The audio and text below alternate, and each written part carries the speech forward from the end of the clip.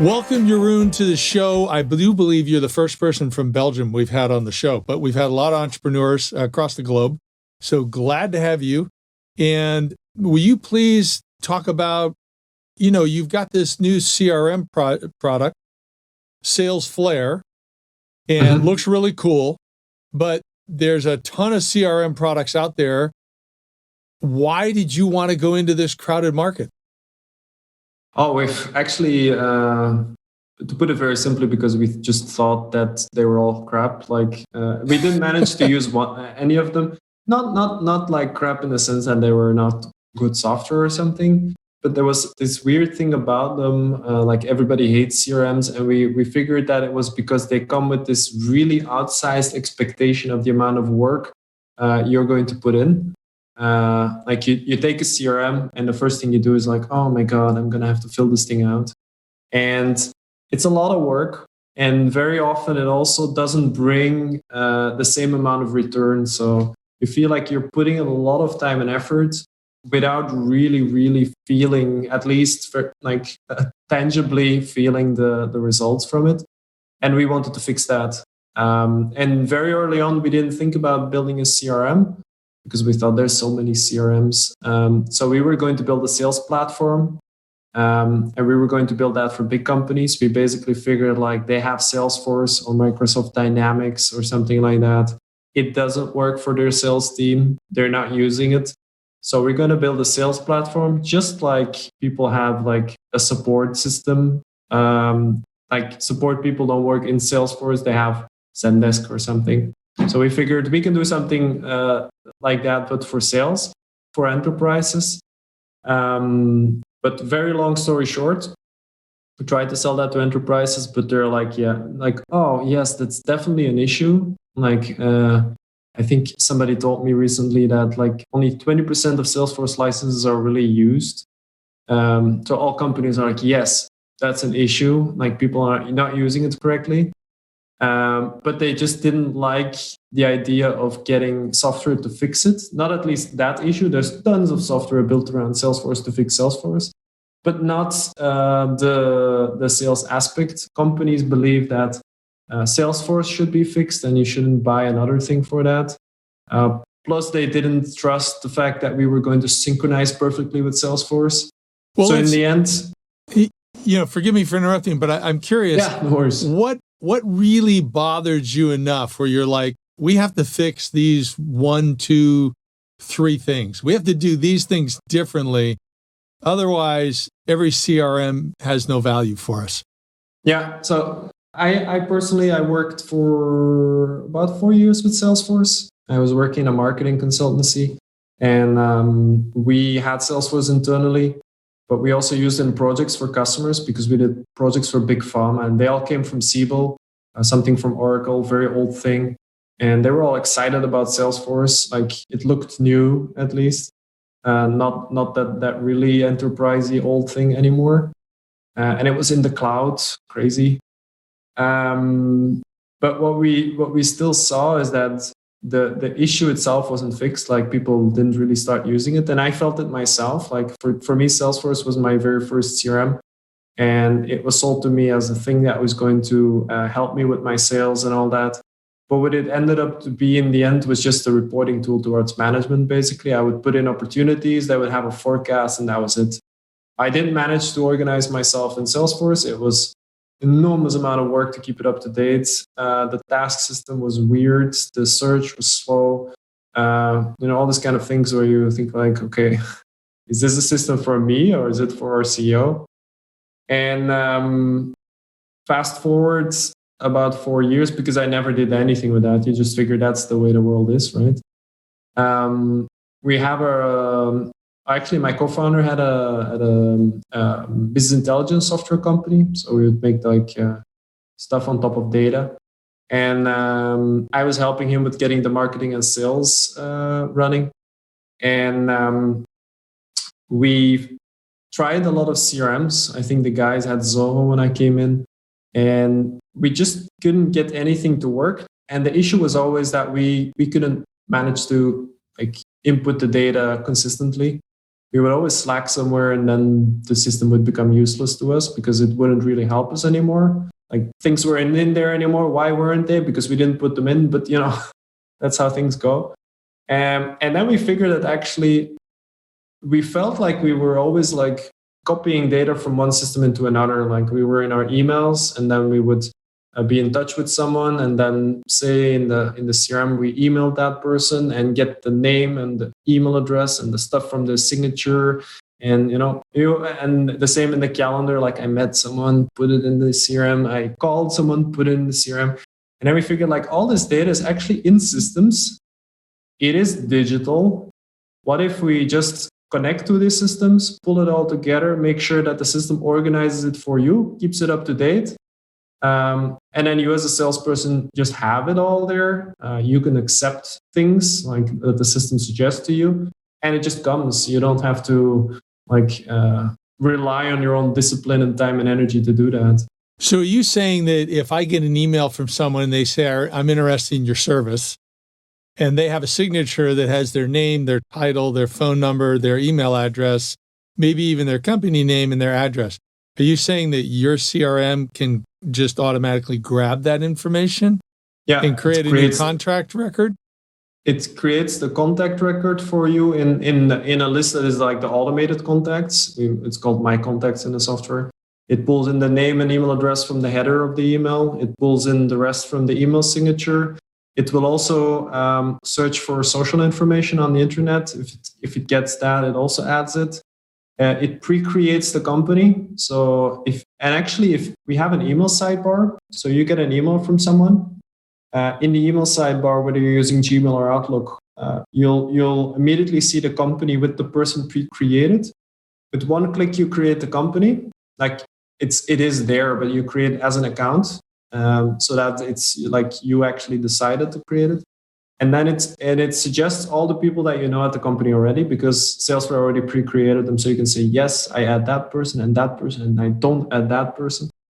And that's all you need to do, because from there on, like the emails show up in the timeline, the meetings from your calendar show up in the timeline, the calls you place show up in the timeline. It tracks your emails if you have the sidebar installed, so on opens and clicks, and that connects with the website tracking, which then also shows you whether they're on the site or not. It actually keeps track of you also who your colleagues know at the company, with the relationship strengths and all that, without you having to do anything else than just the few clicks I just said. So what does it do when there's two companies with the same name or a similar name? Does it catch that at all? If it's the same name, then it will tell you that it already exists. There's options there, like for instance, if you use an integration or so, you can have the option of merging it when it's two accounts with the same name. If you create it manually, it will say it already exists. Do you want to go to that account, or do you want to create a new one where you put a one behind it or something, or change the name? What if it's a division of a larger company? And people usually put Hyundai Belgium, Hyundai US or something. And then they organize it like that. Okay, so they don't connect to a parent organization, but you list them with similar names. You kind of differentiate them. We get some demand for the parent organization feature, so we might make it at some point, but it's not a huge amount of demand. It depends a bit on the company. If people really, really do enterprise sales and go through all the affiliates, then they might have that issue, but that doesn't happen too often. So am I understanding you correctly? Because I just glanced at the website. Your solution then basically integrates really tightly with Gmail and Outlook. And so am I emailing directly out of your solution? Do I use my Outlook signature when I'm coming out of your solution, SalesFlare? Because that's always important to me. A lot of times when I'm doing these emails out of a CRM, it's not using my signature, and it's got something that's very unprofessional. Yeah. First, you can email either from Outlook or the CRM. You can choose, because if you're in your Outlook, you have the sidebar. So you actually have the CRM in Outlook, but you can also do it the other way around. You can be in the CRM and email from there. Sorry, that's my dog. Nah, it's okay. We're dog people. It doesn't matter. It's, Yeah. So I was saying, like you can also email from the CRM, and we do have the option of setting your signature. Actually, if you use Gmail, it's auto set because we grab it from Gmail through the API. In Outlook, that's unfortunately not possible, so you have to copy it yourself. But after it's set, you will always have your signature on your emails. All right. Well, then, besides this concept where you've made a CRM where I have to do less data entry, and I totally relate to that. So that's great. So you're grabbing social links, you said, when I find someone. Now, are you grabbing the social links based on the individual or based on the company or both? Both. Yeah, it's both on. It's actually there's a higher match rate on companies than on contacts. On companies, it's based on the website of the company, is the identifier, and on contacts is their email address. Okay, and then with the companies, are you grabbing not only their company website, but also going out to different social media platforms and bringing in maybe their LinkedIn site or their Instagram or whatever they've got going on? Yeah, what you typically get on company level is the name of the company, of course, their websites, a logo, the size of the company, maybe their addresses, or at least the main addresses, general email address, general phone number, maybe some tags and a description, and then social profiles, usually Facebook, LinkedIn, Twitter, but also often a lot of others if they're available. And in your study, when you went into this is a crowded marketplace. So I just wanted to bring this up for the audience because, you can almost get anything today. So when we have a quote unquote new idea, how do we differentiate ourselves? And that's where I'm trying to go here. So you looked at the CRM market. I mean, wouldn't you agree? There's at least 100 different CRMs out there. 650 plus, according to G2.com. Yeah. Okay. And you mentioned some of the more complicated ones like Siebel and Microsoft Dynamics and Salesforce, which is, I've used Salesforce. I have worked with people who sell Dynamics. But, those are very complicated platforms. And definitely. What besides this issue of less data entry, which I agree is a huge impediment to being successful in sales. I mean, you chew up so much time entering data. You probably spend as much or more time doing that, particularly when you're cold calling, than you do doing the calls. I mean, that's very common, isn't it? That's very common, yeah. Yeah. So can you talk to us about some of the early stage companies that are using your product, where they were before and where they are today? I'll be candid with you. I'm not doing this to give you an opportunity to sell. I'm just sincerely curious, what were the problems somebody was having that then made them connect with what you feel is the uniqueness of your solution over those 650 other CRMs that are on the market? Yeah, so I've done customer interviews last year to sort of figure that out in a bit more detail, and there's sort of two groups. Either they've been using usually an Excel or a Google Sheet until then, because they didn't want to go to a CRM. They know it's painful, and they'd like to keep it simple. Just have a sheet, fill out some stuff. It's just one person or so, maybe sharing it with another person. But at some point, they hire another person, probably not one of the founders, a salesperson, and then they want to get some view on things. They want to be able to coach that person. They don't only want to see a status in an Excel file. They also want to see the interactions and stuff going on. And then they've often already worked with Salesforce. They know that doesn't really solve it. It's too big. It's too complicated. People don't want to use it. And then they look for something that people actually want to use. That's one case. And in the other case, it's people that use something like Salesforce or Zoho or Hubspot or Pipedrive also often, or and they're not really happy with it. Also, they have something, but they started slacking and it doesn't work anymore. And now they're looking for something else that does work for them. Typically, these people go scour on the review sites.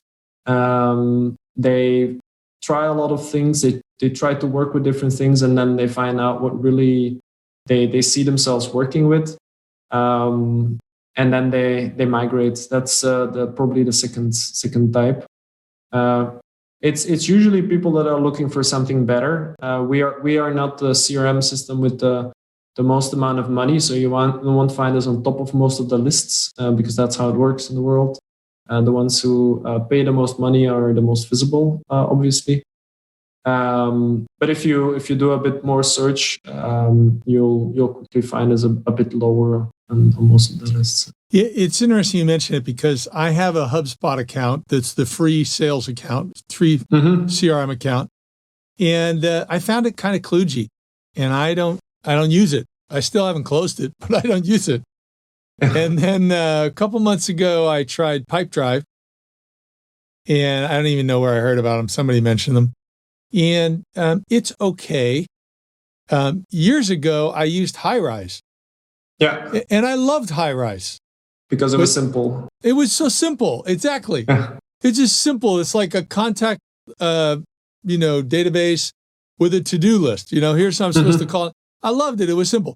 However, it still had that speed bump of entering data, except when I sent an email, it would automatically copy the email into the record, which at the time was really great and somewhat unique. But then they kind of have shut that down. It's kind of on autopilot or whatever. So I agree with you. It's very interesting that there is a market.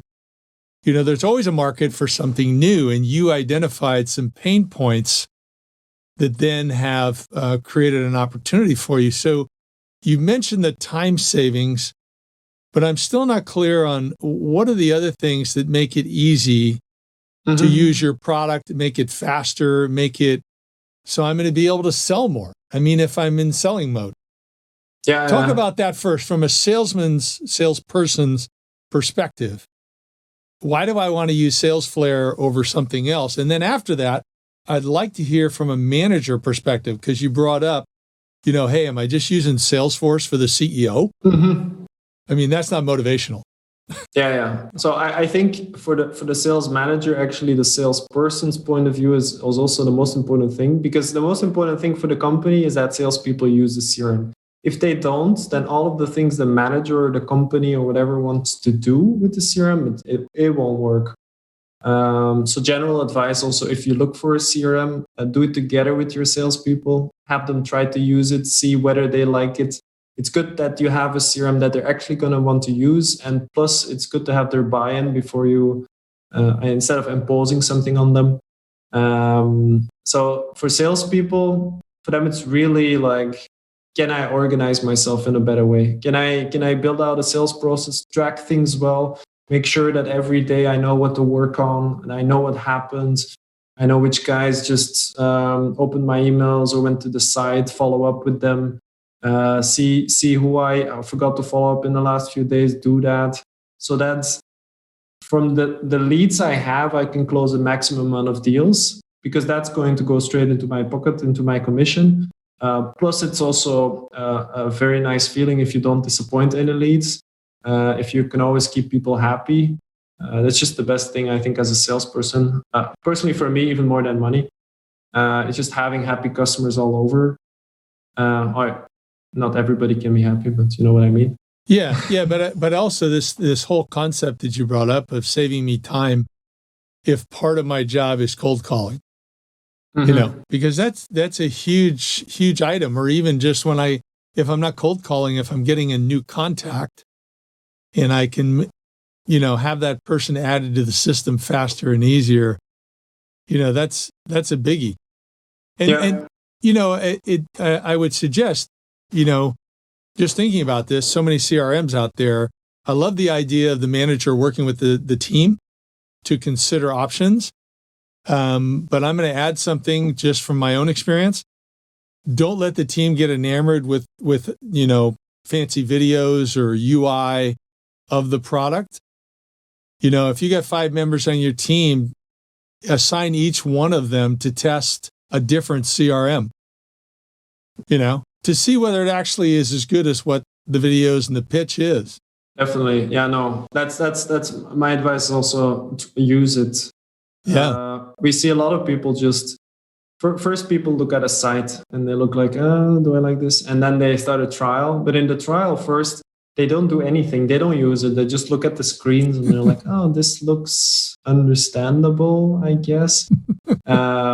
It's actually, if you look at trials we have, it's only about, I think, 40% that actually uses it, and 20% that seriously uses it. So actually, the other, like 4/5 of the people who come on a trial, they don't even try to get a feel, which is a huge missed opportunity, because that's what you should do.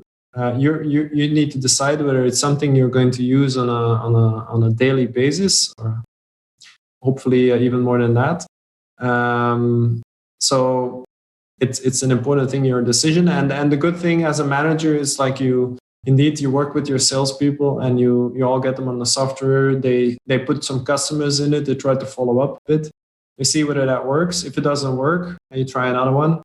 And then once you find something that works for you, that's huge, because then it unlocks, to get to your question from before, on the manager level, you can actually coach your salespeople. They actually follow up stuff well, so you make more money. You can see all the figures. You can see what's going well. You can see what's going wrong.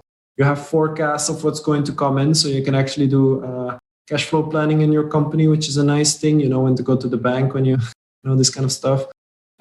Marketing doesn't target people that the sales team is in touch with. Doesn't send promos to people you're looking to close. All this kind of stuff. It doesn't work if you don't use the CRM, or people get sick and you don't know where to pick up, or somebody leaves and you really have to start all the way over, because basically all the relationships leave with that person. That's also a huge one.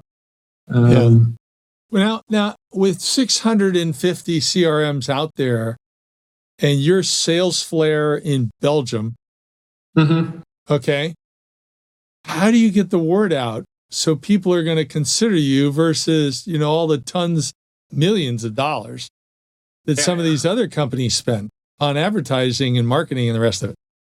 I like the way you said it, in Belgium. Beautiful Belgium, historical Belgium, classical Belgium. I mean, it's a great thing you're in Belgium. I'm not against Belgium, but it's just, relatively small compared to many of the markets you're trying to crack.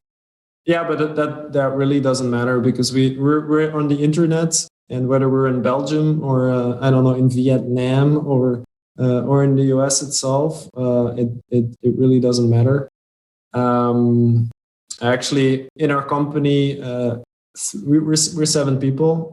3 of the 7 are Americans, including myself. I'm both Belgian and American, actually.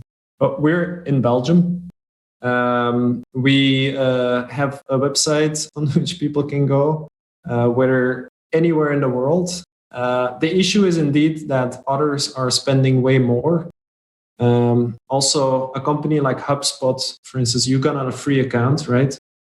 But actually, if you want comparable functionality as you want on SalesFlare, you'll start paying double, because you also need to have the Sales Hub. The CRM itself is not really a CRM that is comparable to ours or to Pipedrive's or whatever. It's a limited thing. CRM and Sales Hub, that's really a CRM. So, and actually, if you look at what we earn per customer and what HubSpot earns per customer per year, they earn 10 times more. So that means they can spend way more on attracting customers. So we're immediately outbid in anything that's paid. And that includes, let's say, Google ads or LinkedIn ads or Facebook ads. But even being in listings or being higher up in review sites, all of these things are paid opportunities. Some review sites are more, how can I say, sleazy than others. So for us, what works best is word of mouth. It's just making people really happy. We build really strong relationships with our customers. build a great product, make sure it's understandable, make sure they can work with it, make sure they're well set up. All these kind of things contribute to them telling others because they're actually successful with the CRM. Secondly, it's we try to be findable anyway.